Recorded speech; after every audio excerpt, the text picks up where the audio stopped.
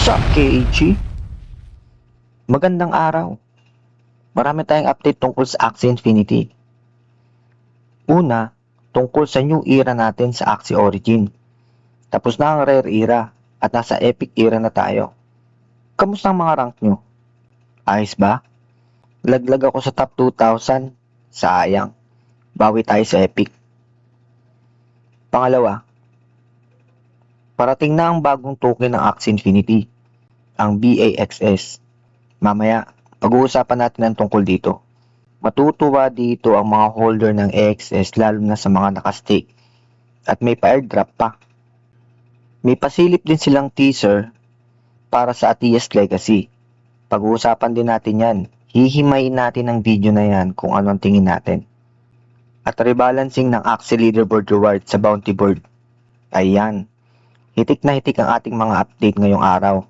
Tara, pag-usapan na natin. Let's go! Origin Season 16 Epic Era is now live. So ang era na to ay magsisimula ngayong araw, February 4 hanggang February 18. Kaya kung trip mong humabol or naghahabol ka, tara, i-grind na natin to. Over 21,000 in BXS reward for the top 2,000. Sana dito makapasok na tayo sa top 2,000. Naiipit ako sa gatekeepers, mga pangontra ang nakakatapat ko. Pero let's see, saan ba tayo aabutin ngayong epic era? Earn with collectible chests and the Axie check-in feature. Ayan, so sa may mga collectible Axie, pare-rewardan ang mga players na may collectible Axie. Kapag na-reach ang rank na required, so dapat maka-dragon na tayo ngayon. Pagod na ako sa Wolf 1 na rank. Palusutin nyo na ako. A new token is coming to Axie, ang BAXS token. Banded AXS na same utility sa AXS. Ito na ang inaantay natin ang kanilang exchange rate at makikita natin dito na 82% ang pinakamataas na tier sa Axie score. So 70% lang pala ako dito. Kung mag-start ka, 15% ka magsisimula. Mababa to, no? Pero tingnan natin kung paano magiging sistema dito sa actual na. May pa-airdrop din para sa mga stakers ng AXS. Kung may stake ka na at least 10 AXS before February 5, pasok ka na dito. Pero note na kasama din sa criteria nila na nakatibende din yung Axie score mo. Tip ko lang, no? Kung bago ka lang, huwag ka na maghabol. Para lang ito sa mga may mataas na Axie score. Mamaya mag-expect tayo ng malaking airdrop pero pagdating sa Axie score, may cut din. So, sayang lang. Huwag na humabol at obserbahan na lang ang mangyayari sa market. I-consider na lang ang mga susunod na update gaya ng terrariums. So, sabi dito, mawawala na ang homeland at papalitan na ng mga terrariums. Sabi pa dito, earn BXS via land. Wow! So, ang terrariums daw ang magiging lugar kung saan Axie Live, Expedition, Guilds, Territories, Accessories, Collectibles, and even Atias Legacy. So, kasali din siya sa Atias. Excited ako para dito. Sana malaro at magamit din ang land sa mga mobile. Ang homeland kasi pang PC lang. Plano daw nila i-launch ito sa quarter 2 ng 2026. So, matagal-tagal pa. Huwag magpapapomo.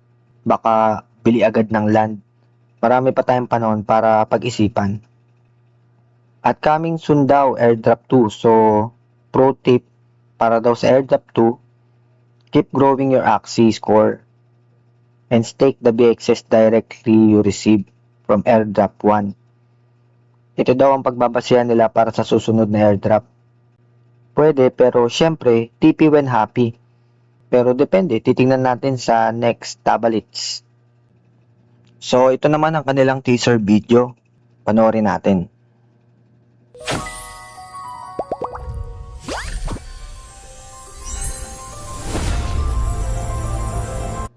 A new era for Lunasia begins. Ganda, no? Ang ganda ng ano nila, teaser video. Ano to? Parang mga accessory, no? Ito kasi accessory to eh. Then yung iba, siguro equips. or accessory rin. Sana magkaroon din ng ano to, ng use case dun sa mismong game, no? Itong mga accessory natin.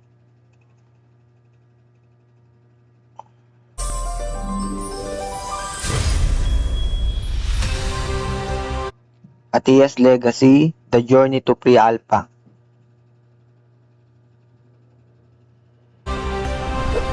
Welcome. Ayan, so merong Enter Dungeon. Then, may dalawang klase siya.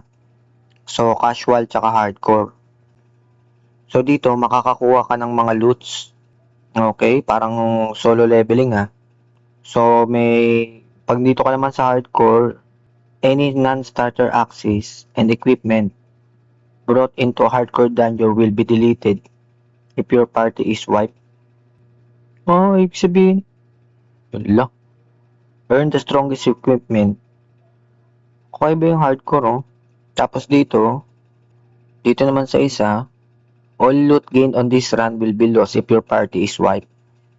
Tapos dito naman, any non-starter axes and equipment brought into hardcore dungeon will be deleted. Okay so ibig sabihin pwede nang madeds ang axe dito. Okay. Ayan, yung typical game yan. Yung mga bagong lumalabas na skill, yung mga tubig-tubig na yun. Ayan, Iba rin yung boss na to. Parang hindi ko naman nakita to yung boss na to dati. Bagong boss siguro to. Wala naman ito dati. Naka-rage din siya. Naka-fury. Pansin nyo ba may nakalagay na enemies remain, no? Back natin konti, Ay, no? Damage dealt. Yung dito, yung kanina. Enemies remain. Ay, no? Ibig sabihin, may limit na lang yung mismong Or baka dyan lang sa mob na yan, no? Enemies remain. Yan, yung boss kanina. So, 900 seconds. Kailangan ma-deads mo na siya. So, pag namatay ka, ayun. So, mawawala sa itong mga item na to. Ay, no, ito yung terrariums. Parang ito yung original na idea ng Sky Mavis dati about yan sa mga lands. So, nagbago lang kasi ginawa nilang homeland. Pero ito talaga yung original niya na idea noon. Ay, no, yung terrarium. So, yan nga yun, may mining pa, So, dito sila parang nagbabanding-banding. Ngayon, may access na malabas. May mining pala ng access doon, no? So, banding place pala nila yon. Arctic yun,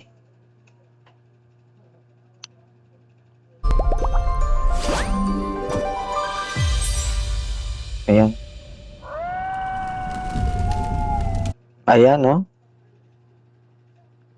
So, sinukis nila dito yung beast na rin, anemone na aqua, tapos may termi na axi na nabibili sa market. No kaya to, no? Sila kaya yung magiging meta ngayon. Talagang itong axi na to, pinapasakit talaga yung ulo ko, Kasi sila yung mismong inano rito. Alam mo yun? Wala? Ano ba? Parang yun takip silim ba yun? Parang takip silim ng yun Ginawa na ng kampo ng dilim Sabihin, hindi pala meta yun. Ano kaya ibig sabihin nun? Ibe-burn kaya yung mga axi? O kasama na sa burning ng axi yung sa laro? Magbe-burn ka ng axi? Or baka ngayon takip silim, no? Kasi nakalagay doon na dead yung free axi So baka ganun yung mangyari, no? Grabe. Ubus talaga mga axi niyan kung sakali pala. Lalo na kung hindi naman yung axi mo. So abangan natin to. Na-excite tuloy ako dito sa na to. Darkness Rises. Yang. Ayos. At last but not the least, ang rebalancing ng bounty rewards. So, simple lang naman ito. Gaya nito, Sabi from 16,800 para sa new bounty reward, babawasan at gagawing 7,000 na lang. Pero hanggang top 3,000 players. Tapos ang leaderboard naman, from 5,200, naging 15,000. Top 3,000 din. Master Quest naman 5,000 pa din. At lahat pwede makakuha. Tsambahan. Kung may mga slips ka na generate ng mga collectible Axie, okay to, kaso madami ka pang role para makakuha ng Master Quest. Sa ang goal nila rito, ma-rewardan yung mga players na consistent, nagko-contribute at nagpo-push ng ecosystem. So talagang mahigpit ang competition sa Axie kung talagang kita lang ang habol mo dito. At hindi naiintindihan ang ginagawang sistema, hindi ito para sa'yo.